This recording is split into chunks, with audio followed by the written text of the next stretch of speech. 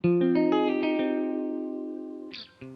à Laval, je m'appelle Aimé Mbouy, je suis artiste en art visuel, je suis designer et enseignant en art plastique.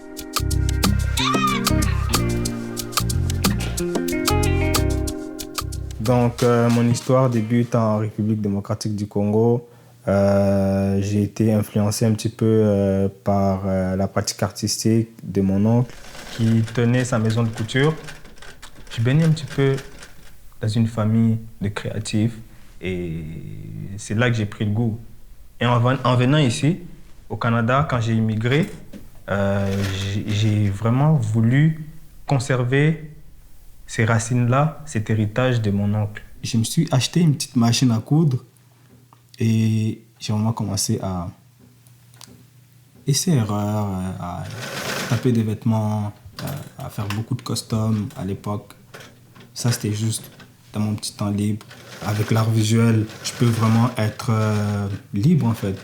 Libre de mes matériaux, libre de tout, libre de faire des collaborations avec qui je veux. Dans ma pratique artistique, je travaille principalement autour de l'objet. Et cet objet-là, j'essaie de le détourner de ses fonctions initiales. Par exemple, récemment, j'ai travaillé avec l'objet qu'on appelle... c'est un tissu, c'est un objet, d'accord? J'ai travaillé avec le pagne, qu'on appelle aussi wax. C'est un tissu qui est fabriqué en Hollande et qui est vendu dans des sommes colossales, si je peux m'exprimer comme ça, en Afrique. J'ai vraiment voulu m'approprier cet élément-là, qu'on se dit africain, qui n'est pas africain, parce qu'en Afrique, il y a beaucoup de pagnes, mais qui ne sont pas mis de l'avant. Et je change un petit peu le discours. Donc, je m'approprie la façon de faire du pagne en changeant le discours de ce pagne-là, parce que dans les pagnes que je voyais avant, c'était souvent les politiciens, les chefs d'État qui se mettaient de l'avant. Donc, en changeant ce discours-là, je redonne la parole au peuple. Je vous ai invité à venir chez le grand-père aujourd'hui parce que le grand-père, il joue un rôle vraiment central dans mon processus de création et même dans ma vie. En l'invitant aujourd'hui dans ma vidéo, c'est un peu pour le rendre hommage aussi, pour tout ce qu'il a accompli dans ma vie.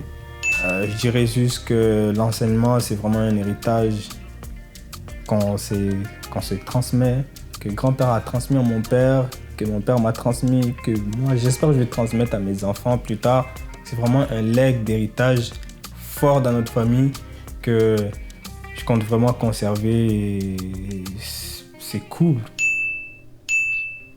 C'est mon chum qui me fait rire, qui me rend heureux le plus. Et puis c'est un garçon responsable. Troisièmement, qui sait où il va dans la vie.